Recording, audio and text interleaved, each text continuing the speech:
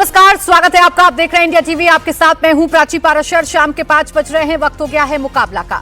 राष्ट्रगीत वंदे मातरम का protocol change हो गया है, नियम बदल गए हैं और यहीं पर मामला फंस गया है। अब राष्ट्रगीत पर सियासत जोरदार हो रही है। मोदी सरकार ने वंदे मातरम को लेकर गाइडलाइंस जारी कर दी हैं। गाइडलाइन में साफ साफ मेंशन है कि सरकारी प्रोग्राम्स हो, स्कूल हो या फिर कोई और औपचारिक आयोजन, हर जगह वंदे मातरम गाया या बजाया जाएगा। नियम सिर्फ इतना ही नहीं है, अब मैंडेटरी है कि जब राष्ट्रगीत वंदे मातरम गाया जाए या बजाया जाए तो हर इंसान को सम्मान में खड़ा रहना होगा, वो भी सावधान की मुद्रा में, जैसे राष्ट्रगान के लिए होता है।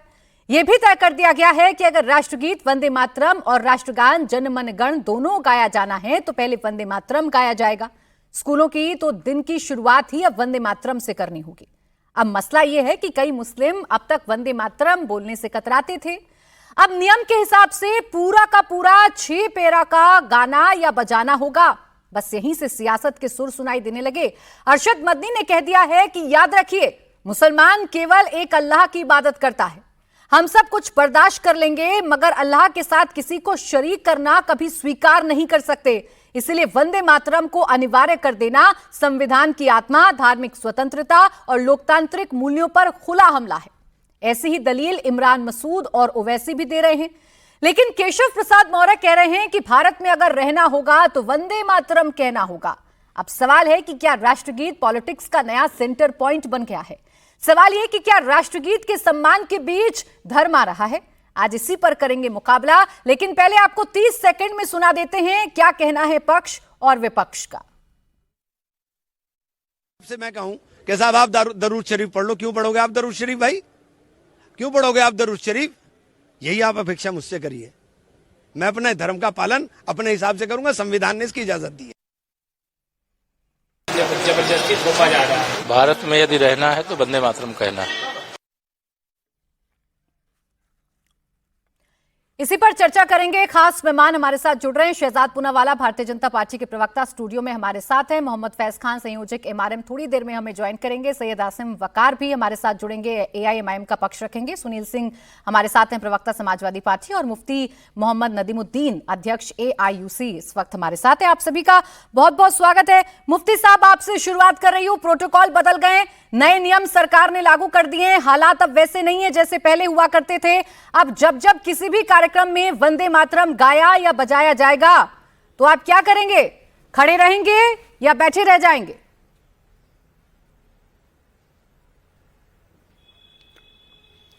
देखिए, शुक्रिया आपका कि आपने मुझे अपनी बात रखने का मौका दिया है। देखिए, 1876 में बंकिम चंद्र चटर्जी ने ये गीत लिखा था आनंद मठ से।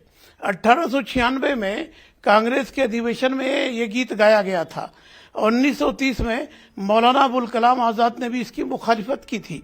एक बात। दूसरी चीज क्या, the God save the queen, एक गीत अंग्रेजों ने भी लिखा था 1877 में, उसको अनिवार्य किया था। तो बंकिम चंद्र चटर्जी और बहुत सारे लोगों ने उसकी मुखालिफत की थी। कहा यह भी जाता है कि उसकी मुखालिफत गीत की थी। मगर यह भी आपको बताना जरूरी है कि बंकिम चंद्र चटर्जी अंग्रेज के नौकर थे और वो डिप्टी कलेक्टर भी थे। मैं कहता हूं, जैसा वो कह रहे हैं मौर्या, कि मौर्या का तो मुल्क नहीं है कि हम अगर वंदे मातरम नहीं कहेंगे तो हमको निकाल दिया जाएगा। वंदे मातरम कहने से ही अगर कोई देशभक्त हो जाएगा तो इस देश में कितना करप्शन है, कितना लोगों ने लूटा है, कितना चीट किया है। तो क्या वो वंदे मातरम का एतराज करके किया है? सुजलाम सुफलाम मलयज शीतलाम वंदे मातरम शिशिलाम मातरम वंदे मातरम। तो मैं कहता हूं कि इसका अनिवार्य करना दुर्भाग्य है और बिल्कुल गलत है। मगर ये भी सोचने की जरूरत है कि हम जितनी मुखालिफत करेंगे भाजपा को उतना ही फायदा मिलेगा। मौलाना साहब, चलिए, फायदा नफा नुकसान तो बाद में देख लूंगी। आपको पूरा इतिहास पता है, जबान पर सारी तारीखें आपको रची हुई हैं, इतिहास में क्या क्या हुआ सब कुछ आपको पता है। लेकिन प्रेजेंट में जो हो रहा है उस सवाल का जवाब भी तो दे दीजिए ना। मैंने तो सिर्फ इतना आपसे पूछा है कि अभी तो ये नया नियम है ना, मैं और आप जब बात कर रहे हैं, नया नियम देश में लागू कर दिया गया है। अब किसी कार्यक्रम में जिसमें आप शरीक होने के लिए पहुंचेंगे, वहां वंदे मातरम गीत गाया जाएगा या बजाया जाएगा और प्रोटोकॉल है कि सम्मान में आपको खड़ा होना है। आप खड़े होंगे कि बैठे रह जाएंगे? देखिए सुनिए, हमारी मुखालिफत तो है कि वंदे मातरम को लाजिम नहीं किया जाना चाहिए था। अगर सरकार ने कर दिया है तो हम सोचेंगे, मगर ये मुखालिफत है कि जबरदस्ती क्यों आपने लादा। अगर सरकार को करना ही था तो मुसलमानों से बातचीत करनी चाहिए थे, उनके लीडरों को बुलाना चाहिए था। मेंबर पार्लियामेंट जो हैं, जो इलेक्ट होकर के मतलब राष्ट्रगीत के लिए राष्ट्रगीत को अनिवार्य करने के लिए मुफ्ती साहब आप ये कह रहे हैं कि पहले मुसलमानों की राय लेनी चाहिए सरकार को, उसके बाद राष्ट्रगीत के लिए कोई फैसला लेना चाहिए। आप ये सुझाव दे रहे हैं? देखिए, नहीं, हमारा बिल्कुल हमें एतराज वंदे मातरम पे नहीं है, उनके कुछ पंक्तियों पे एतराज है। देवी देवताओं की पूजा या इस देश को देवी देवता कह के उसकी मातरम पूजा की जाए, हम इसके खिलाफ है। बकिया अगर कानून बन गया है तो इसका एहतराम सभी करेंगे। हम तो एहतराम करेंगे ना? बस यही पूछ रही थी मैं आपसे, आप एहतराम करेंगे ना? ये कानून अगर बन गया है या ये नियम अगर सरकार ने लागू कर दिया है तो किसी कार्यक्रम में अगर बजेगा तो मैं ये समझूं कि मुफ्ती साहब खड़े होकर सम्मान तो देंगे ना, कम से कम। अरे जितने लोग आपके चैनल पर बैठे हैं उनके आप उनसे पूरा वंदे मातरम पढ़वाने लगाइए ना, जब पता चलेगा। सर वो तो मैं पढ़वा लूंगी, वंदे मातरम किसको याद है किसको नहीं याद है ये तो अलग बहस है। लेकिन ये बताने से आप परहेज क्यों कर रहे हैं मुफ्ती साहब? ये बताने पर आप क्यों परहेज कर रहे हैं? ये बताने पर आप क्यों परहेज कर रहे हैं? सुन लीजिए मुफ्ती साहब, ये एक अलग बहस है कि वंदे मातरम आपको याद है या किसी और को याद है या याद नहीं याद है।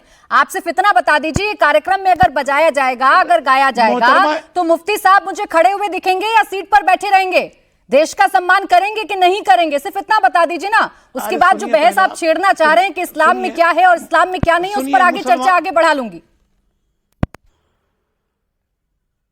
सुनिए, इस देश की आजादी में मुसलमानों ने खून बहाया था जब मुसलमानों ने वंदे मातरम नहीं कहा था। इस देश को आजाद कराने में कितना मुसलमानों का खून है। तो एक केशव प्रसाद मौर्य आप एक अलग बहस पर चले गए। यहाँ ये कोई नहीं कह रहा है कि देश की आजादी में मुसलमानों ने कोई योगदान नहीं दिया था। एक आप अलग बहस में चले गए, आप अलग बहस में चले गए। किसी ने भी ये नहीं कहा कि देश की आजादी में हमारे देश के मुसलमानों का कोई हाथ नहीं था। तो बात को अलग दिशा में ले जाने का कोई फायदा है नहीं ना मुफ्ती साहब।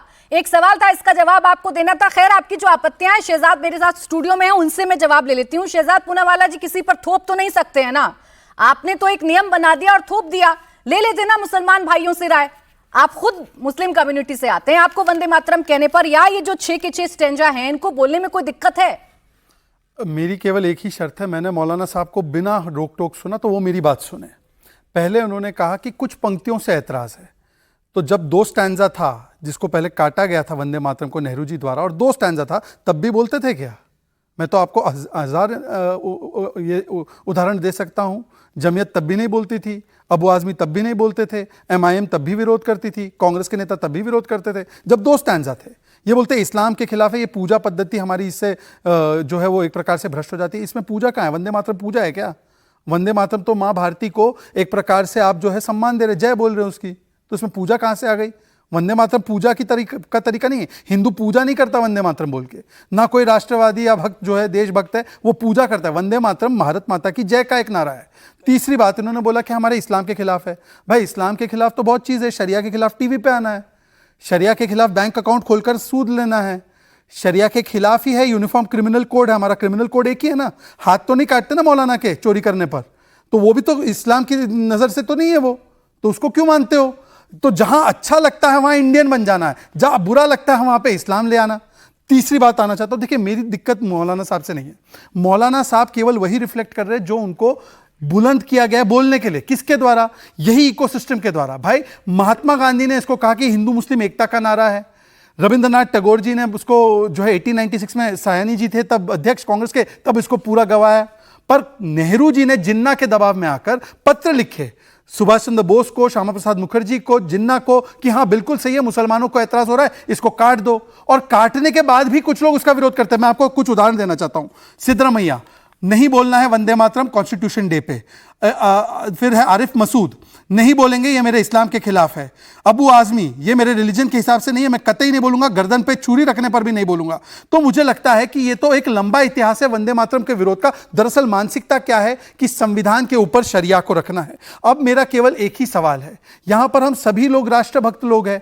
भाई वंदे मातरम बोलने में समस्या क्या होनी चाहिए किसी को भी? मैं चाहता हूं कि आज सुनील साजन जी बोले कि अबू आजमी जी भी बोल देंगे असीम वक्कार भी बोले कि हमारे जो उनके जो दिल्ली के अध्यक्ष है शोएब जमाई, वो भी बोल देंगे, डिबेट समाप्त हो जाएगी। आइए दूसरे मुद्दों पर चर्चा करते हैं। इसमें डिबेट ही क्यों होनी चाहिए वैसे?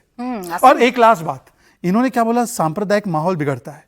बाबरी जिंदाबाद का नारा लगा रहा है हुमायूं कबीर बंगाल में, उस पर ये तीनों लोग कुछ नहीं बोलेंगे। वंदे मातरम का गाइडलाइन आ गया तो वंदे मातरम से बिगॉटरी आ रही है। ये देखिए अद्भुत है। आसिम वकार साहब, यहाँ तो देश की बात हो रही है ना, देशभक्ति की बात हो रही है, यहाँ तो देश को सर्वोपरि रखने की बात हो रही है। और इस्लाम में भी तो है ना कि देश सबसे ऊपर होता है।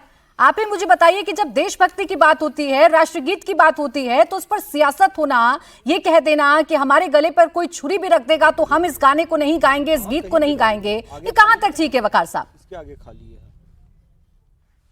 बस ठीक है वहां रोक दो। ना देखिए, इसकी जो शुरुआत है वो कहीं और से है। बंगाल चुनाव जीतने के लिए भारतीय जनता पार्टी जितने हथकंडे इस्तेमाल कर सकती है करेगी। उसी में से इस सिलसिले में एक आप ये मान लीजिए कि ये वंदे मातरम जो है, उसी में से कोई शुरुआत इन्होंने की है। मैं सिर्फ इतना कहना चाहता हूं कि जितने लोग, ये मुफ्ती साहब हमारे बैठे हैं, कहते हैं मूर्ति पूजा वर्जित है, बिल्कुल वर्जित है, हमारे क्या मूर्ति पूजा हराम है, हम लोग नहीं कर सकते। लेकिन बहुत से ऐसे लोग हैं जिनके मैं वीडियो और फोटोग्राफ अगर कहिएगा कभी तो मैं दिखा दूंगा, कहिए मैं अपने फेसबुक पर डाल दूंगा, कि जो लोग इस बात का वंदे मातरम का विरोध कर रहे हैं कि नहीं साहब ये तो हम पूजा नहीं कर सकते, मूर्ति पूजन वर्जित है, वही लोग तमाम जगह पंडालों में और पूजा में और आरती में खड़े होकर वहां हार डलवा के और हार डालते हैं, पूजा करते हैं। तो क्या उनके लिए वो हराम नहीं है? ये हराम हो गया। दूसरी सबसे बड़ी बात जो मैं कहना चाह रहा हूं, हेलो, आवाज आ रही है मेरी आपको? बोले आपकी आवाज आ रही है। हाँ, देखिए सबसे बड़ी बात जो है, हमारे मजहब में बहुत सी चीजें हराम हैं, हम नहीं कर सकते। बहुत सी चीजें सुनना, देखना, खाना, पीना, हमारे क्या बहुत सी चीजें हराम हैं। हमारे क्या शराब भी हराम है। मुसलमान पी रहा है, मुफ्ती साहब से पूछिए कि उनका क्या किया जाए। बहुत सी चीजें हमारी क्या है। अब जैसे मुसलमान हमारे क्या होली खेलते हैं। नहीं आसिम वकार जी, आपने अब मुझे थोड़ा सा कंफ्यूजन में डाल दिया। फतवा लाइए। एक सेकेंड आसिम वकार जी, आपने मुझे थोड़ा सा कंफ्यूजन में डाल दिया। आप जितनी बातें बता रहे हैं ये तो इस तरफ इशारा कर रहे हैं कि वंदे मातरम बोलने से एतराज नहीं होना चाहिए, वंदे मातरम बोला जाना चाहिए, जबकि आपकी पार्टी का स्टैंड तो कुछ और है। शोएब जमाई का नहीं, मैं सीधी सी बात है, मैं शहजाद पूनावाला साहब ने भी एक बात कही कि फलां से कह दें, फलां से कह दे। मैं अपनी बात कर रहा हूं। आप जिसको सही कहें वो सही और आप जिसको गलत कहें वो गलत। बीजेपी का मतलब ये फंडा बन गया कि देश में बीजेपी जो कह देगी वही सही और बाकी सब गलत, और बीजेपी जिसको गलत कह दे वो सब गलत। अरे बीजेपी छोड़ दीजिए ना, चलिए भारतीय जनता पार्टी की बात, भारतीय जनता पार्टी की बात हम 2 मिनट बात करेंगे। अभी हम बात कर लेते हैं सैयद आसिम वकार क्या कह रहे हैं, उनकी मंशा क्या है, उनकी इच्छा क्या है, वो क्या कहना चाहते हैं, वो क्या करना चाहते हैं। वो प्रश्न जो मैं मुफ्ती साहब से पूछ रही थी आपसे भी पूछ लेती हूँ। आप इतना बताइए वकार साहब, सुनिए ना, आप इतना बताइए मुझे, वंदे मातरम अनिवार्य कर दिया गया है किसी भी कार्यक्रम में, किसी भी जगह पर असीम वकार साहब अगर वंदे मातरम सुनेंगे तो क्या असीम वकार साहब खड़े होकर उसे सम्मान देंगे, या फिर इस वजह से बैठे रह जाएंगे कि नहीं हम इसे बिल्कुल कबूल नहीं करेंगे क्योंकि इस्लाम में इस बात की इजाजत नहीं है? अरे मैडम मेरी बात तो सुन लीजिए। बोले ना। भारतीय जनता पार्टी की तरफ से अभी ये कह रहे थे कि शोएब जमाई से कहते हैं, मैं शहजाद पूनावाला से कह रहा हूं कि एप्स्टीन फाइल में जो नाम आया उसके लिए ये माफी मांग ले, मैं भी गा दूंगा। माफी मांग लीजिए कि एप्स्टीन फाइल में जो नाम आया उसके लिए माफी मांगिए आप। हो जाए। दूसरी बात किसानों का जो 18% टैक्स है वो माफ कर दीजिए, जीरो कर दीजिए। हाँ बोल दो, आप पहले बोल दो, निकाल दो। लेकिन आज थोड़े से सैयद आसिम वकार साहब, अमूमन आप टॉपिक पर रहते हैं, अमूमन आप हर टॉपिक पर खुलकर अपनी बात रखते हैं। आज आपने ना शुरुआत से लेकर अभी तक जितनी बातें बोली हैं आपने सिर्फ कंफ्यूज कर दिया है। अभी मैंने एक सीधा प्रश्न आपसे पूछा, आप एप्स्टीन फाइल पर चले गए, आप किसानों पर चले गए, उस पर भी चर्चा करते हैं, उस पर भी चर्चा कर लूंगी, आपको बुला लूंगी। आज के मुद्दे पर तो जवाब दे दीजिए ना। इतना बता दीजिए असीम वकार साहब, आप जब ये राष्ट्रगीत सुनेंगे किसी भी कार्यक्रम में तो आप बैठे रहेंगे या आप उठकर सम्मान देंगे? आपके लिए देश सर्वोपरि है, राष्ट्रगीत सर्वोपरि है कि नहीं? अरे मेरी बात तो सुन लीजिए। बोलिए ना, मैं बोलिए। कह रहा हूं किसानों का जो टैक्स है वो 0 कर दीजिए और अमेरिका पे वही टैक्स 18% कर दीजिए। मैं वंदे मातरम गाऊंगा भी, खड़ा भी रहूंगा शर्तों के साथ। चलिए, वादा राष्ट्रगीत करेंगे गाएंगे, यहाँ लेकिन पर। पहले कुछ शर्तें हैं। जवाब ST दीजिए फाइल में शहजाद मोदी जी का पूनावाला नाम आया, जी। शहजाद ये तो खुला पूनावाला मंच उसके लिए दे रहे माफी मांग हैं लेते असीम हैं। वकार साहब। भाई शर्तें हैं, देखिए, शर्त वैसे- मानिए, माफी वंदे मांग ले। मातरम गाएंगे, खड़े भी हो जाएंगे। देखिए, अभी असीम जी ने कई सारी बातें की। वैसे असीम जी को मैं मानता हूं कि ये one of the most erudite spokes person है अपनी पार्टी के। उन्होंने बोला बंगाल चुनाव से, मैं एक एक करके उनका जवाब देता हूं। भाई हमने तय किया था कि 150वां वर्ष इस बार होगा, अभी होगा। भाई 150 वर्ष हुआ है, उसकी उपलक्ष्य में हम लोग ये सब कर रहे हैं। पार्लियामेंट में डिबेट हुई, तो क्या हम 150 वर्ष पहले गए थे और बंगाल चुनाव होगा तो उस समय ये लागू करना है, ये हम सोच के आए थे? क्या बात करते। दूसरी बात, मूर्ति पूजा। आप भी वंदे मातरम बोलती हैं, साजन जी भी बोलते हैं, उसमें मूर्ति पूजा, और आप मूर्ति पूजा भी करती हैं। मूर्ति पूजा होती है क्या वंदे मातरम में? असीम वकार बहुत इंटेलिजेंट है, आज कुछ छुपा रहे हैं, पता नहीं कौन से चौक में है वो। राहुल गांधी चौक हो गया है सब कुछ। तीसरी बात देखिए, उन्होंने बोला बीजेपी बुलवा रही है। भाई साहब, बीजेपी बुलवा रही, नेशनल सॉन्ग बना के गए हमारे संविधान सभा के लोग। आपके ही बैरिस्टर लेकर घूमते ना संविधान, जय भीम जय मीम, जय भीम जय मीम, उसी में लिखा है कि भाई नेशनल सॉन्ग का सम्मान करना है। हम कहां बुलवा, हम याद दिला रहे हैं और कंडीशन के साथ होगी। अब ये देखिए, मेरा राष्ट्रवाद होगा, मेरा संविधान के प्रति कमिटमेंट कंडीशनल होगा। अगर मेरे हिसाब से होगा तो मैं फॉलो करूंगा। इसी को मैं कहता हूं, ये संविधानवादी नहीं है। इनको बोलो शरिया फॉलो करो तो तुरंत कर देंगे। अब मैं इनसे सिर्फ एक चीज पूछना चाहता हूं कि ये देश जो है, ये शरिया पहले होगा या संविधान पहले होगा? संविधान पहले होगा। और संविधान नेशनल सॉन्ग का सम्मान करने के लिए कहता है, पर यह क्या कहता है कि मैं कंडीशनली करूंगा। पर मेरी लड़ाई इनसे है ही नहीं। मेरी लड़ाई एक मेन स्ट्रीम पार्टी समाजवादी और कांग्रेस से है कि उनके नेता बोलते हैं हम नहीं बोलेंगे, तो इनसे क्या अपेक्षा करें? समाजवादी पार्टी का पक्ष रखने के लिए सुनील जी हैं मेरे साथ, लेकिन उससे पहले आसिम जी मुस्कुरा भी रहे हैं, आपकी किसी बात पर जवाब देना चाह रहे हैं, फिर सुनील साजन जी को लेकर आऊंगी चर्चा में। बोल दीजिए वकार चौक में है, चौक में है, चौक में ऐसा कंफ्यूज से आप क्यों नजर आ रहे हैं? क्या कहना है, क्या बताना है, क्या स्टैंड है, क्या ये समझ में नहीं आ रहा है आज आपको? चौक हो गए। देखिए, मैं कंफ्यूज ही नहीं हूं। मैंने तो साफ तौर से कहा, भारतीय जनता पार्टी का यह है मसला कि बीजेपी चाहती है कि पूरे हिंदुस्तान का एक एक मुसलमान वंदे मातरम का विरोध करे। जितना मुसलमान विरोध करेंगे उतना हिंदू इनके पक्ष में इकट्ठा होंगे, इनका मानना ही है। भारतीय जनता पार्टी ये भी चाहती है कि जितने सेकुलर दल हैं उन सब के हिंदू लीडरान भी मुसलमानों को दिखाने के लिए इसका विरोध करें, तब इनको कहने का मौका मिलेगा, देखो हिंदू तुम्हारे विरोध में हैं ये लोग। इतने स्मार्ट हैं, आपको बीजेपी की सारी चालें समझ में आती हैं, तो शुरुआत अपने घर से कर दीजिए। शोएब जमई साहब को जरा बताइए, समझाइए कि भारतीय जनता पार्टी के ट्रैप में नहीं आना है। वो तो ये चाह ही रहे हैं कि मुसलमान इस बात का विरोध करें। काहे विरोध कर रहे हैं फिर? आपकी पार्टी के नेता काहे मुखर हो जा रहे हैं इस बात पर इतना? मैं आपसे कह रहा हूं, मैडम मैं आपसे कह रहा हूं, अगर बाखुदा शहजाद पूनावाला अभी ये कह दें कि मोदी जी का नाम एप्स्टीन फाइल में आया है और ये उसके लिए मोदी जी की तरफ से देश से माफी मांगते हैं, जितना मुझे आता है मैं उतना बोल दूंगा। चले ठीक है, मैं समझ रही हूँ, आज मैं समझ रही हूँ। आज आप कल बोलेंगे कि भाई ये बोल दो तब मैं मानूंगा मैं भारतीय हूं, वो बोल दो तब मैं बोलूंगा जन गण मन, ये बोल दो तब मैं तिरंगा मानूंगा। अरे ये कंडीशनल नहीं होता। आपका पेट्रियोटिज्म कंडीशनल है क्या? इसीलिए मैं कहता हूं, इनको देश नहीं, इनको केवल उम्मा दिखता है, इनको शरिया दिखता है, संविधान नहीं दिखता। पर मैं फिर से बोलूंगा, अब जो असीम वकार ने बोला, मतलब अबू आजमी और हुसैन दलवाई और इमरान मसूद बीजेपी के ट्रैप में काम कर रहे हैं, इसलिए विरोध कर रहे हैं। साजन जी, इतनी कैजुअली आपके बारे में ऐसी चीजें बोलना मैं तो सहन नहीं करता। ले आते भाई उनको चर्चा में आते हैं। इतनी देर बात हो गई है। सुनील जी आप बताइए, आप भी देखिए, आज ऐसा टॉपिक है, ऐसा मुद्दा है, मेरे सारे पैनलिस्ट मुस्कुरा कर जवाब दे रहे हैं, यानी टॉपिक तो बढ़िया है, सब इस पर चर्चा करना चाह रहे हैं। बताइए ना सुनील जी, अगर सरकार ने नियम लेकर आई है सरकार, और सरकार सिर्फ ये कह रही है कि वंदे मातरम भी अब अनिवार्य कर दिया गया है, राष्ट्रगान के साथ हमारा राष्ट्रगीत भी अब बजाया जाएगा, इसमें कुछ गलत नजर आ रहा है आपको? क्या इसका विरोध होना चाहिए?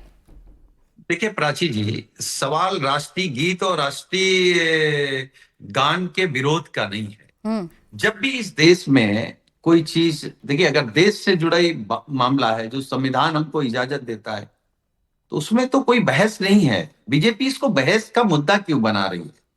क्योंकि आप जब बीजेपी की हिस्ट्री में जाएंगे, मैं सबसे पहले तो एक बात आपके कार्यक्रम में क्योंकि आपके सभी दर्शक हैं, मैं ये कह दूं कि बीजेपी और आरएसएस से ज्यादा देशभक्त और राष्ट्रवादी इस देश का मुसलमान है।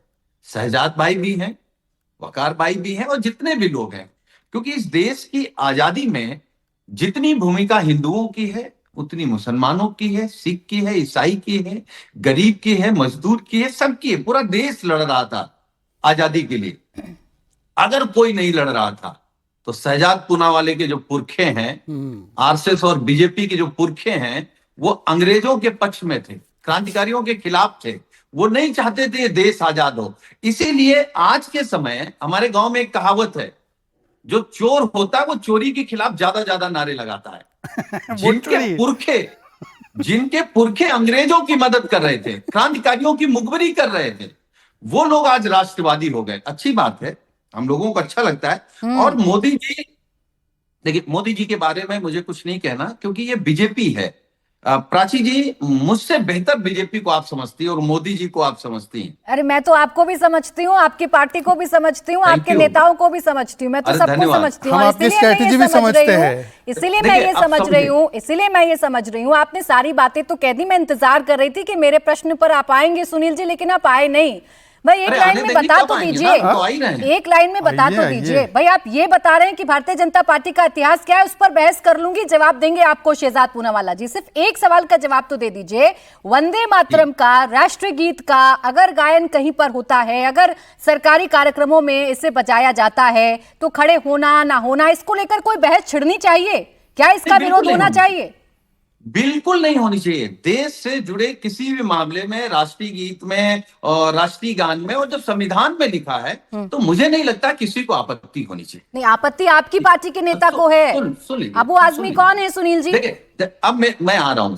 देखिए क्या है, हमारा संविधान अगर राष्ट्रीय गान, राष्ट्रीय गीत की बात करता है, तो हमारा संविधान अपने अपने हिसाब से अपने अपने धर्मों की रीत रिवाज को भी निभाने की बात करता है। बीजेपी के बारे में केवल एक बात आप याद रखिएगा। अब इसमें धर्म कहां से आया? यहाँ तो मैं राष्ट्रीय गीत की बात कर रही हूँ ना सुनील जी।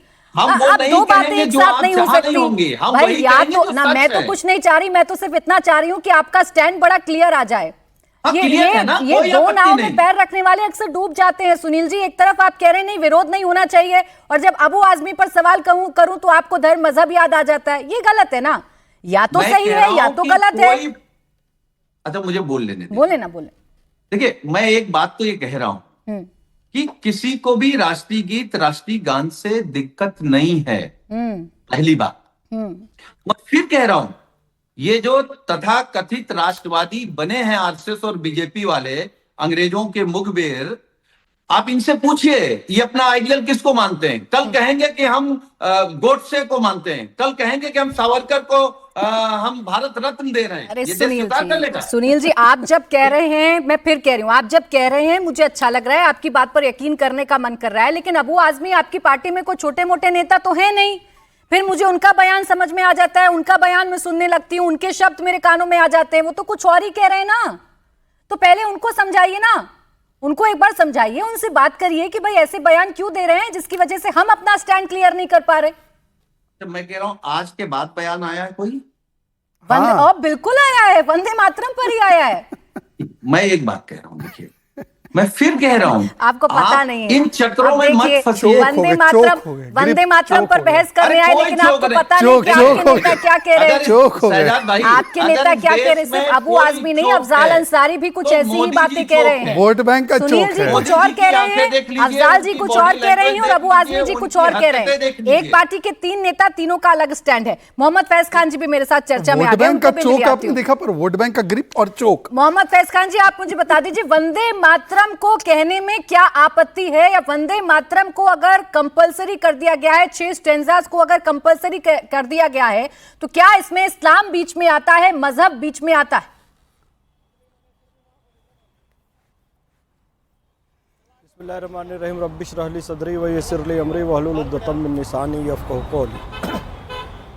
बिरादरान हिंद, अस्सलाम वालेकुम रहमतुल्लाहि व बरकातहू। भारत माता की जय। वंदे मातरम। आदरणीय प्राची जी और सभी दर्शकों को मैं वंदे मातरम कहता हूं और प्रसन्नता व्यक्त करता हूं एक भारतीय होने के नाते और चूंकि मुसलमान सर, अब अपनी बात कंप्लीट कर लीजिएगा। एक अपडेट है, मैं बता देती हूँ, ये मसला कोर्ट तक पहुंचने जा रहा है। All India Muslim personal law board जो इसका पुरजोर विरोध कर रही है, वो ये कह रही है कि हम कोर्ट में इस मसले को लेकर जाएंगे क्योंकि ये जो नोटिफिकेशन है सरकार की वो असंवैधानिक है और इस्लाम के खिलाफ है। केंद्र ने फैसला नहीं बदला तो हम कोर्ट चले जाएंगे। मुसलमानों की धार्मिक मान्यताओं के खिलाफ ये आदेश है। अब आप जवाब दीजिए मोहम्मद फैज खान साहब, अब तो कोर्ट तक जाने की बात हो रही है, कहा जा रहा है कि हमारे धर्म में दखलंदाजी करने की कोशिश है। देखिए Prachi ji, all India Muslim personal law board जो है वो एक कट्टरपंथी संगठन है, वो मुसलमानों का संगठन नहीं है, बल्कि वो एक कट्टरपंथी संगठन है जो मुसलमानों में तुष्टीकरण और कट्टरपंथ को लगातार बढ़ाता रहता है।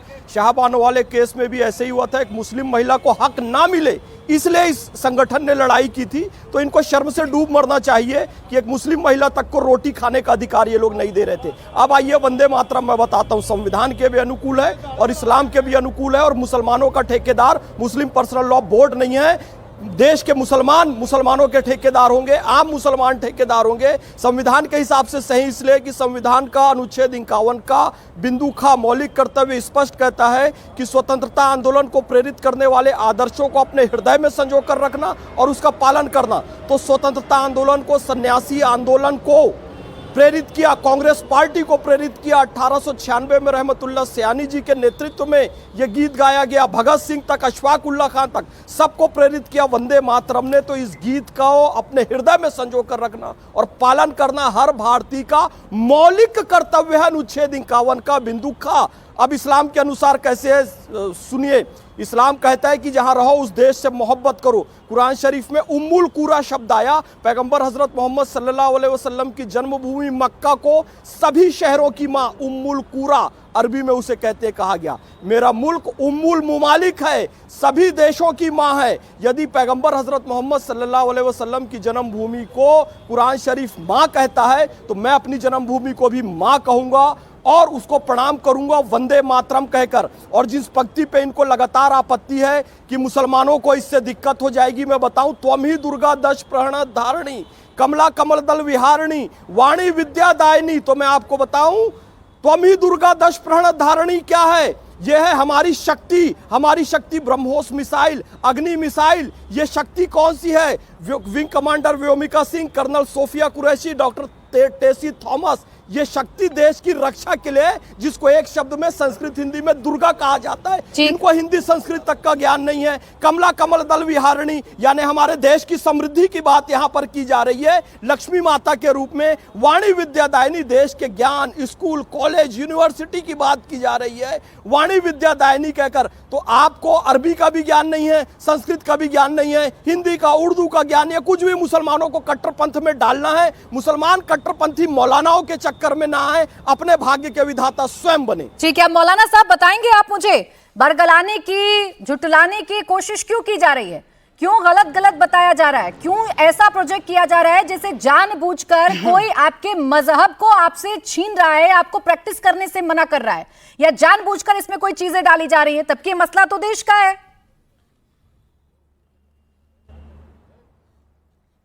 देखिए, जिस तरह से मैं फैज खान साहब की बात सुन रहा था, फैज खान साहब भी मेरी बात सुने। देखिए, फैज खान को इस्लाम की जानकारी नहीं है। रब्बी शरहली सदरी, सीन और स्वाद का उसको फर्क नहीं है। उम्मुल कुरा बोल रहा है, खाब पर पेश है उम्मुल कुरा है। तो देखिए, ये कह रहे हैं मौसूफ कि मुस्लिम पर्सनल चरमपंथी है, खुद ये चरमपंथी है, इसको कुछ भी नहीं मालूम, इस्लाम का ज्ञानवान नहीं मालूम, इसको इस्लाम का प्रवक्ता बना करके बराए मेहरबानी पेश मत करिए। अब मैं असल मुद्दे पे आता हूँ। मैं कहता हूँ, अभी शहजाद पूना वाले कह रहे थे शरिया पहले है, संविधान पहले है। शरिया ही नहीं, संविधान ही ने कहा कि शरिया का पालन करो, शरिया ने कहा संविधान का पालन करो। यही बात देवकीनंद ठाकुर से पूछना था, यही बात जो है शंकराचार्य से पूछना था, यही बात आसाम के सीएम से पूछना था जो मुसलमानों पे बंदूक चला रहा और मुसलमानों को गालियां दे रहा है। यही बात योगी से पूछना था कि खदीर के घर पे बिल्डोजर चला दिए। पहले वो पूछो, रहा वंदे मातरम की बात, रहा वंदे मातरम की पंक्तियों के बाद। आज ये एतराज नहीं है। मौलाना अबुल कलाम आजाद जैसे देशभक्तों ने भी एतराज किया था। मेरा मानना यह है कि मैं इसकी मुखालिफत करता हूं। अब कानून बन गया, तो देखेंगे, उसका एहतराम अलग बात है। मगर शहजाद पूनावाला ये कह रहे हैं कि मुस्लिम लीग के कहने पर किया गया। जरा श्यामा प्रसाद मुखर्जी की भी तारीख बताइए कि क्या मुस्लिम लीग के साथ मिलकर के सरकार नहीं बनी? नहीं बनाई। देखिए श्यामा, झूठ मत फैलाइए, शहजाद झूठ मत फैलाइए। अपना धर्म बदल आपका दिया है। इस्लाम का इसकी ज्ञान भी मुबारकबाद आधा अधूरा देता है, हूं। मगर इतिहास का ज्ञान मुसलमानों भी के आधा बारे में अधूरा है। बोलने का अधिकार नहीं, श्यामा ऐसा प्रसाद नहीं बोलेंगे आप। अब मैं बता देता हूँ, श्यामा प्रसाद मुखर्जी की सरकार, सुन लीजिए आप मौलाना साहब, आपने अभी इस्लाम पे लंबा चौड़ा ज्ञान दिया ना, फैज साहब। धर्म का नहीं हुआ, अच्छा, अपने समुदाय का अच्छा नहीं। मौलाना साहब मैं बोलिए, धर्म का नहीं हुआ। अच्छा रुक जाइए मैं धर्म मौलाना का नहीं हुआ, मैं साहब, समुदाय का मौलाना नहीं हुआ। साहब, मौलाना साहब, और मौलाना साहब, एक अब सेकंड उन्होंने मेरे बारे में रुके, बोला। मैं आपके पास आ रही हूँ, एक सेकंड रुके मौलाना साहब। लेकिन ये तो गलत बात है ना, आप जो कहें वही ठीक है, शहजाद पूनावाला जी या फैज खान साहब जो कहें वो सब गलत है। आप जो कहें तो आप इस्लाम के पूरे जानकार हैं, फैज खान साहब या शहजाद पूनावाला कहें तो उन्हें तो आप मानते ही नहीं है अपने धर्म का या मजहब का। ये तो गलत बात है ना भाई। जिस धार्मिक आजादी के लिए, जिस धार्मिक आजादी के लिए आप यहाँ मुझसे लड़ाई लड़ रहे हैं, आप तो छीन रहे हैं शहजाद पूनावाला जी से और मोहम्मद फैज खान साहब से। ये दोहरा मापदंड तो आपका भी है ना। अब मैं जवाब ले लेती हूँ। मोहम्मद नदीमुद्दीन साहब ने, एक सेकंड फैज साहब, एक सेकंड, उन्होंने मुझ पर व्यक्तिगत टिप्पणी की। नदीमुद्दीन जी, अब मैंने आपकी बात सुनी, आप भी मेरी बात सुनिए, जो आपने शर्त फैज साहब के साथ रखी थी। मैं कौम का नहीं, मैं समुदाय का नहीं, मैं मजहब का नहीं, मैं देश का हूं। मुझे कोई शक शुबा नहीं है इसमें। मेरे लिए अगर पूछोगे ना कौम पहले या देश पहले, तो मैं 1000 बार बोलूंगा कि देश पहले। अब बीच में मत बोलिए, अब मैंने आपके बीच में नहीं बोला, अभी मैंने आपके बीच में नहीं बोला। नदीमुद्दीन जी ये गलत बात है, नदीमुद्दीन जी अभी ये गलत बात है। आपने अभी सर्टिफिकेट जारी किया, मेरी बात हो जाने दीजिए, सुनने का मादा रखिए। आपने कहा मैं धर्म का नहीं, मैं बिल्कुल कह रहा हूं मैं धर्म का नहीं, मैं इस देश का हूं।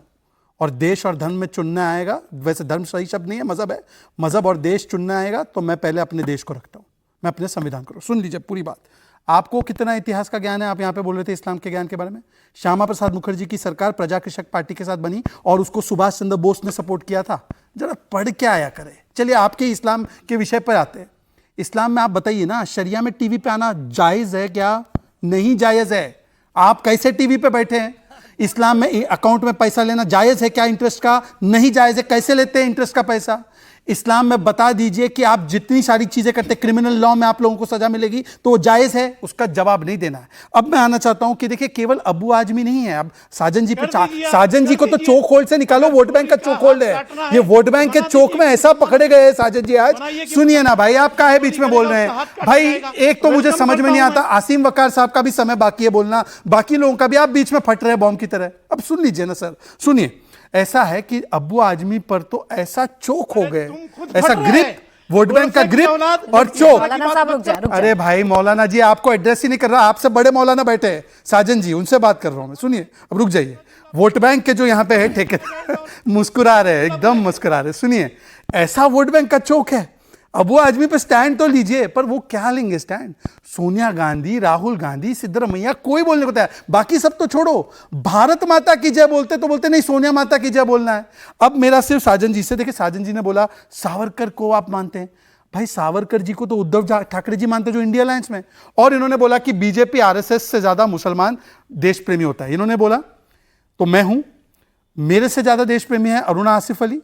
अरुणा आसिफ अली ने बोला कि जब मैं भागी फिर रही थी क्विट इंडिया मूवमेंट के समय और ब्रिटिश की पुलिस मेरे पीछे लगी थी, तो लाला हंसराज ने मुझे शरण दी, जो कि आरएसएस के प्रचारक थे दिल्ली के।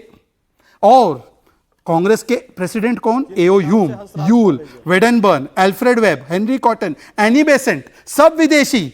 वो तो देश की लड़ाई लड़ रहे थे और हमारे यहाँ सब भारतीय, और हम देश के खिलाफ लड़ रहे थे। एक बात जो शहजाद जी पूरा विपक्ष कह रहा है, मैं उसे कोट कर देती हूँ। पूरा विपक्ष या जो लोग इसकी मुखालफत कर रहे हैं, जो मुस्लिम नेता इस बात की मुखालफत कर रहे हैं, उनका सिर्फ एक कहना है कि एक तो आप अपनी पिछली गलतियों को भुलाने के लिए, अपनी पिछली गलतियों पर पर्दा डालने के लिए आप वंदे मातरम का ये मसला लेकर आए हैं। आजादी के वक्त आपसे जो गलतियां हुई, आप उन गलतियों को सुधारने की कोशिश कर रहे हैं। और जो लाइन कही गई है, सीधा कोट कर रही हूँ, अफजाल अंसारी इन्हीं की पार्टी के सांसद हैं, वो ये कह रहे हैं कि अपना दिल और दिमाग दुरुस्त कर लीजिए, ये हिंदुस्तान है, ये किसी के बाप की जागीर नहीं है जो आप कुछ भी करवा देंगे, आप जो चाहेंगे वही इस देश में होगा, ऐसा नहीं है। जागीर नहीं है किसी के बाप की। नहीं, ये शरिया की, यहाँ पे शरिया भी लागू नहीं होगा, ये भी किसी के बाप की नहीं चलेगी, यहाँ पे संविधान की चलेगी, यहाँ पर शरिया की नहीं चलेगी।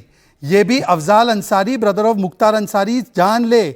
और इस देश के महानायक एपीजे अब्दुल कलाम हैं, उस्ताद बिस्मिल्लाह खान हैं, इस देश के नायक वीर अब्दुल हामिद है। और जहां तक हमारा सवाल है ना, वैसे ये चर्चा भारत भाजपा और आरएसएस के योगदान की नहीं, परंतु क्योंकि उन्होंने उंगली करके पूछा है तो मैं बताना चाहता हूं, हेडगेवार जी जब जेल से बाहर निकले तो उनको किसने रिसीव किया था सेडिशन के केस के बाद?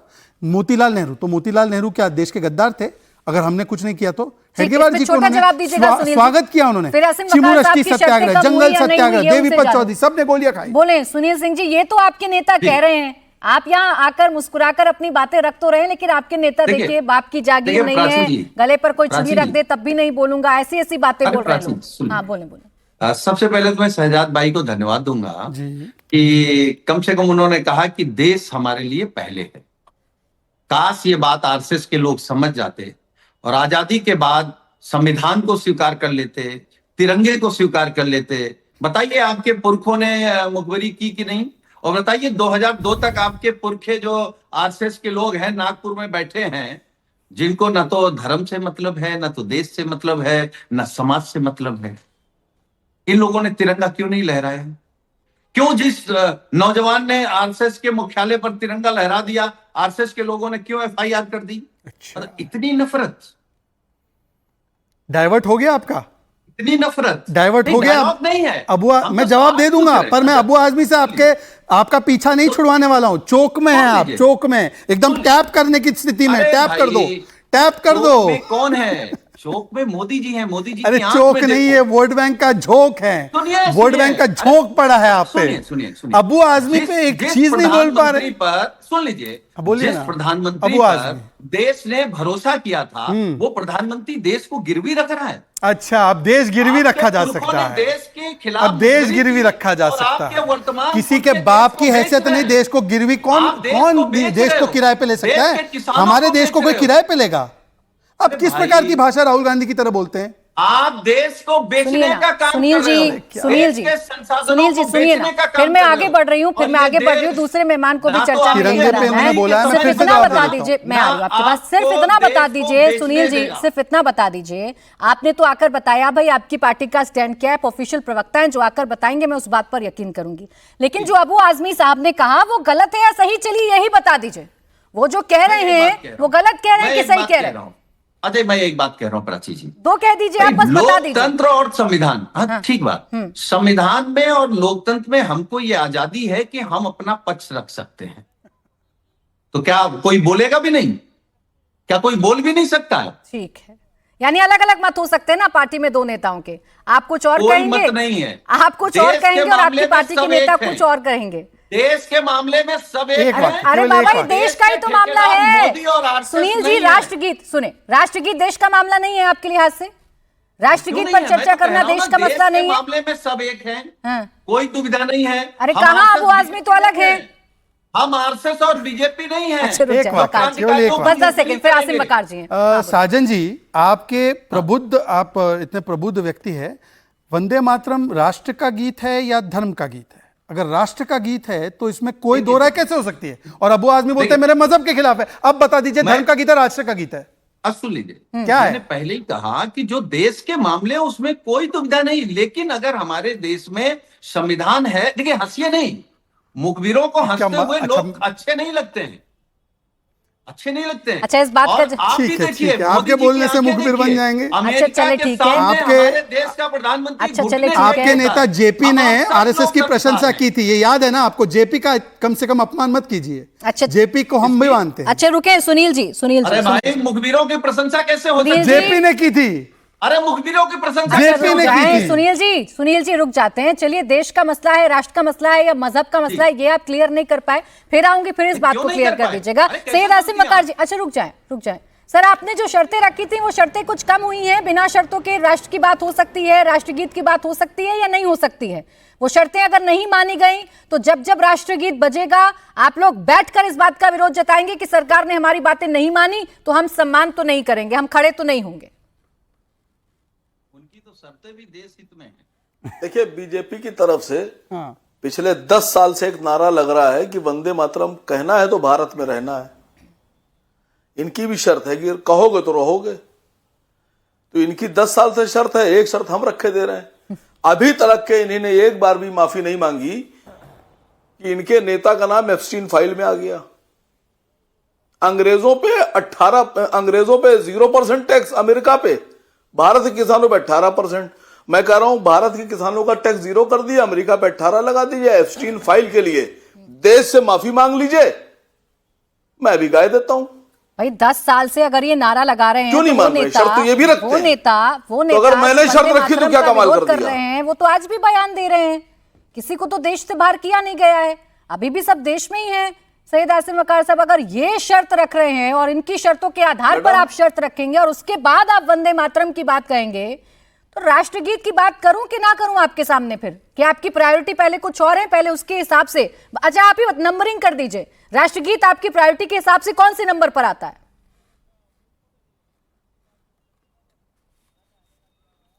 नहीं, हमारे लिए तो राष्ट्र ही नंबर 1 पे आता है, पूरा राष्ट्र। और जो देशद्रोही और राष्ट्रद्रोही हैं वो आखिरी नंबर पे आते हैं, उनको सजा मिलना चाहिए। हमारे लिए तो ये पैमाना है देश का। राष्ट्रगीत कौन से अब नंबर आप ये पर आता है? बताइए कि अगर एप्स्टीन फाइल में सर फिर आप उसी पर आ गए। सुनिए एप्स्टीन फाइल किस नंबर पे आती है आपके लिए? जब राष्ट्र आपके लिए सर्वोपरि है, उसी राष्ट्र के लिए राष्ट्रगीत है, एप्स्टीन तो ये फाइल आपके राष्ट्रगीत लिए किस गाने नंबर पे आती में, है? ये राष्ट्रगीत गाने में इधर उधर क्यों जा रहे हैं? मैडम, या आपके नेता ऐसे बयान क्यों दे रहे हैं? सैयद आसिम वकार जी, नंबर 1 पे है, फाइल भी नंबर 1 मैडम पे है। एप्स्टीन फाइल पे बोलने में आप इधर उधर क्यों जा रही हैं? अरे एक बिल्कुल बार नहीं कह जा रही दीजिए हूं मैं, गलती हुई, बिल्कुल माफी नहीं जा रही हूं। मांगना चाहिए। सुनिए, आप लोगों के साथ दिक्कत नहीं, क्या है ना? मैं जवाब देना चाहता हूं, मैं आप जवाब दे दीजिए, देता आप हूं, ये वरना दीजिएगा। ये चलता आप रहेगा। लोगों के साथ दिक्कत क्या है ना, जिस टॉपिक पर आपसे चर्चा करूं और जब लगता है कि इस टॉपिक पर जवाब देने के लिए कुछ है नहीं, तो इधर उधर भागते हैं। कोई नहीं, और फिर एक गेम खेलने लगते हैं कि ना इस टॉपिक पर आप बात नहीं असीम जी करना ने चाह रही। मैं सवाल पूछा है। सब पर बात करूंगी, पर आप तो बात करें मेरी बात पर। आप तो मेरे सवाल का जवाब दें वकार साहब, आप तो बता दें कि राष्ट्र अगर सर्वोपरि है तो उसी राष्ट्र में, राष्ट्र के लिए राष्ट्रगीत है, गाने में क्या परहेज है? मैडम, खाली एक ही राष्ट्रगीत नहीं है, राष्ट्रगीत 2 हैं। एक सारे जहां से अच्छा हिंदुस्तान हमारा भी वो कहां से राष्ट्र, क्या बोले जा रहे हैं भाई? हम कौन से अगर मुल्क में राष्ट्रगीत गाते हैं वो वाला। या आज एक नई चीज पढ़ा दी अल्लाह, आपने। ये क्या मैं देख रहा हूँ अल्लाह। आज आपने नई अल्लाह, चीज ये पढ़ा दी। मुझे तो हमको पता ही नहीं था, ये संविधान सभा को भी नहीं पता था, जिसने 24 जनवरी 1950 में वंदे मातरम को राष्ट्रगीत की तरह उसको स्वीकारा है और राष्ट्रगान के रूप में नेशनल एंथम को स्वीकारा है। तब एप्स्टीन का फाइल नहीं था। या आप कह रहे संविधान सभा वालों की एप्स्टीन फाइल थी क्या? मतलब क्या बोले जा रहे हो? सारे जहां से, साजन जी, सारे जहां से अच्छा कब से बन गया हमारा राष्ट्रगीत? जरा ज्ञान दीजिए हमको, कौन से चौक में हैं आप? नहीं, ये तो सैयद आसिम वकारी बताएंगे। सर बता नया दीजिए, इतिहास लिखा भाई गया ये है। तो तारीख बता रहे हैं, संविधान सभा में इस बात का मेंशन है कि कैसे कैसे कब कब कहां कहां गाया गया, कैसे लिखा गया हमारा ये राष्ट्रगीत कैसे बना, सब पता है। सारे जहां से अच्छा के लिए भी बता दीजिए ना, क्या जानकारी है आपके पास? नई जानकारी है ना, ये मेरे दर्शकों को पता होना चाहिए। अच्छा सुन लीजिए, हाँ, अच्छा सुन लीजिए। आपके हिसाब से वंदे मातरम जिसने लिखा था वो कौन थे, क्या करते थे? आनंद कौन थे सर, आप ही बता दीजिए। बताइए जरा सा, बंकिम कौन चंद्र थे? चट्टोपाध्याय के बारे में बताइए। आप तो ममता आप ही बता बनर्जी से दीजिए ना। पूछ लो, आप ममता आप जी ही से बता पूछ लो। दीजिए ना, देखिए वो अंग्रेजों, आप ही बता दीजिए। हाँ मैं बता रहा हूँ, वो अंग्रेजों के नौकर थे। हाँ। अंग्रेजों के नौकर थे, अंग्रेजों ने उनको प्रमोशन दी, अंग्रेजों की सर्विस करते करते वो रिटायर आप हुए। समझ भी रहे हैं, आप उन्होंने सोच भी रहे हैं, आप क्या कभी कह रहे हैं अंग्रेजों का सैयद विरोध आसिम नहीं वकार साहब? नहीं, आप समझ रहे हैं, आप सोच रहे हैं, या जानबूझकर मुद्दा भटकाने के लिए बोल जो रहा हूं दिल में मैडम। आ रहा है आप वो कहेंगे, जो दिल में आएगा आप वो कहेंगे, क्योंकि अपनी बात को सही साबित करना है। राष्ट्रगीत पर आना नहीं है, वंदे मातरम पर आना नहीं है, तो सारे गोल चक्कर आपने ब्रह्मांड के लगा दिए, सारे हथकंडे अपना दिए।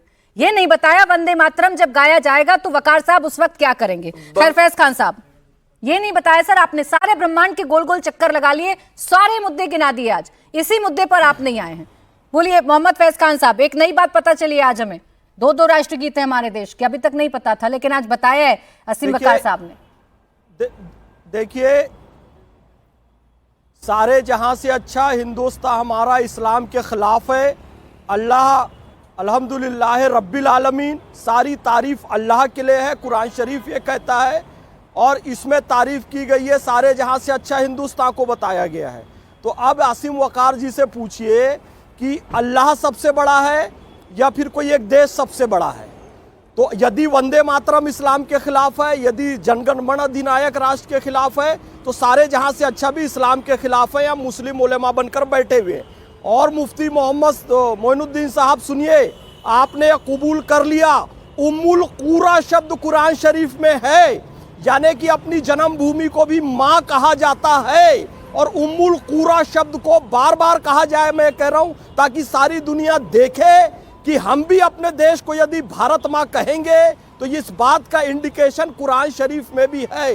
तो हम सही इस्लाम को फॉलो करेंगे और बाकी लोगों को भी करवाएंगे। इस बात को आप हिंदी में समझ लीजिए। और एक बात सुनिए, मेरा उच्चारण कैसा है, ऐन गैन फे काफ काफ, इस पे आपको दिक्कत है ना, तो एक बात इस्लामी नुक्ते नजरिए से समझ लीजिए।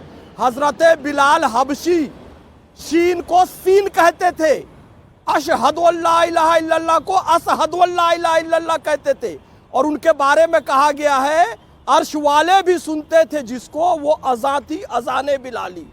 तो सीन और शीन का फर्क नहीं, अल्लाह दिल की आवाज सुनता है, एक बात समझ जाइए। और जिस वतन पे रहते हैं उस वतन का तराना, चाहे जनगण मन अधिनायक जय हो, या फिर सारे जहां से अच्छा हिंदुस्तान हो, या फिर वंदे मातरम हो, हम बेफिक्र होकर गाएंगे।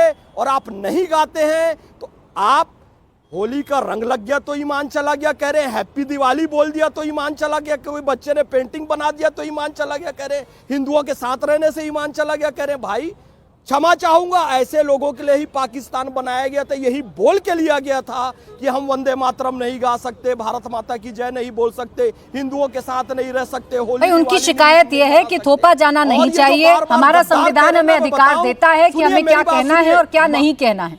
वो कह रहे हैं हम पर थोपा जाना नहीं चाहिए। लेकिन एक बात मौलाना साहब बता ही दीजिए, डिबेट समाप्ति की ओर बढ़ रहा है, एक बात बस क्लियर कर दीजिए, आप लोगों के लिए देश बड़ा है या मजहब? सवाल भी है क्या? देखिए, इस्लाम कहता है कि आप सुनिए, पहले बोलिए। इस्लाम आप कहता है कि आप जिस देश में हैं वो देश आपके लिए सर्वोपरि है, हमारे लिए देश सर्वोपरि है, समझे। और शरिया भी कहता है कि आप देश को सर्वोपरि रखें, देश कहता है कि शरिया को भी सर्वोपरि रखें। अभी एक बात कह रहे थे, जब देश की बात चल रही है, जब देश की बात चल रही है, जब राष्ट्र की बात चल रही है, और आप ही ने मुझे बताया ना भाई, आप जानकार हैं इस्लाम के, आप ही ने मुझे बताया इस्लाम क्या कहता है।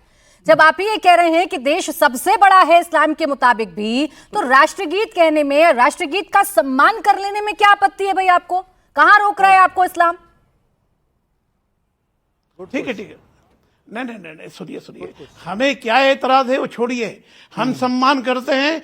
हमने जब पाकिस्तान से वार हुआ, जब चाइना से, एक मरतबा चाइना से हुआ, हमने खून दिया है। हमें केशव प्रसाद मौर्य जो वंदे मातरम नहीं करेगा इस देश में रहना नहीं है। फिर आप अलग बहस पर आ गए। मैंने डिबेट की शुरुआत में ही आपसे कहा था कि यहाँ पर सुनिए, यहाँ पर कोई शक नहीं कर रहा है और कोई सवाल नहीं खड़े कर रहा है, कोई ये नहीं कह रहा है कि इस देश की आजादी में मुसलमान भाइयों ने कोई भी योगदान नहीं दिया था, कोई नहीं कह रहा है, सबका योगदान बराबर था। लेकिन आप हैं जो बार बार स्टैंड बदल रहे हैं।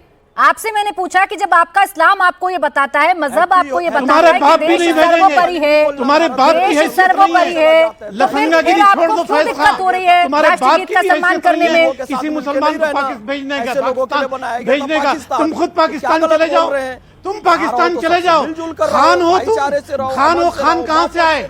अफगानिस्तान से आए, खान कहाँ से आए? हम तो ईद भी मनाते हैं, दिवाली भी मनाते हैं, होली भी मनाते हैं, चलिए मौलाना, गुरु पर्व भी मनाते हैं, क्रिसमस भी मनाते हैं, हम भारत मेरा एक सवाल, अच्छा रुक जाए। लेकिन मौलाना साहब एक बात तो माननी पड़ेगी, मैं आपके माननी पड़ेगी, आपके पास कोई ऐसी मशीन तो है जिससे आप तुरंत ही पता लगा लेते हैं कि कौन असली मुसलमान है और कौन नकली मुसलमान है। ये मशीन तो आपके पास है, बाकी लोगों को भी पहुंचा दीजिए भाई, पता चल जाए कौन असली है कौन नकली है। आप सबको तब से सर्टिफिकेट ही बांटे जा रहे हैं, तब से आप सबको सर्टिफिकेट बांटे जा रहे हैं। रुक जाइए, मुझे आपसे ज्ञान नहीं सुनना, मुझे आपसे ज्ञान नहीं सुनना, जो आप बरगला रहे हैं और ऊपर से फिर आप यहाँ ज्ञान दे रहे हैं। रुक जाए, बहुत छोटी सी नदीमुद्दीन जी, आप ही को मैं आपकी सराहना कर रहा हूँ, नदीमुद्दीन जी की सराहना कर रहा हूं। उन्होंने बोला देश पहले, शरिया के हिसाब से देश पहले सर्वोपरि है।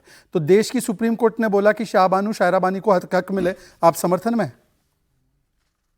देश की सुप्रीम कोर्ट ने बोला शायराबानू और शाहबानू को हक मिले। बिल्कुल गलत। शाहबानू पर जो हुआ उसकी निंदा थी, जब भी हमने गलत कहा, जब भी गलत तो कहा। कांग्रेस गलत की ना, आपके जैसा तो कांग्रेस के बहकावे में मत आओ, समाजवादियों के बहकावे में मत आओ, उनके चौक से निकलो। अच्छा चलिए, समय था मेरे पास, मौलाना साहब रोक रही हूँ मैं आपको। बहुत शुक्रिया आप सभी का हमारे साथ आज की चर्चा में जुड़ने के लिए। तो मुकाबला में आज के लिए बस इतना ही।